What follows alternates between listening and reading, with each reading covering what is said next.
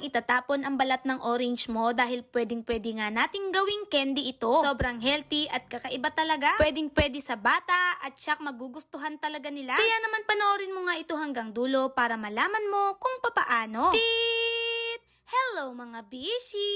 Kung mahilig ka nga din sa orange katulad ko, wag na wag mo nga itatapon ang balat nito. Sobrang mahal nga ng mga bilihin ngayon, kahit balat ay pwede nga nating pakinabangan. Kaya naman yung balat ng orange natin ay gagawin nga nating candy. Posible nga ba ito? Aba naman, oo. Ang kailangan nga lang nating gawin ay tanggalin yung puti nung pinakang balat ng orange natin. Pwede nga tayo gumamit ng kutsilyo o kaya naman kutsara, kahit anong pwedeng pangaskas ay pwede dito. Pwede din naman na gumamit kayo ng filler para mas mapadali. Pero dahil normal na pagbalat ng orange ang ginawa ko, eto nga't kakaskasin ko na lang yung pinakamputi nito. Tanda ko nga mga bishi na nung ako ay bata, pahirapan talaga na makabili kami ng orange. Kasi bukod sa wala pa kaming pera noon, pero wala pa din naman hanggang ngayon.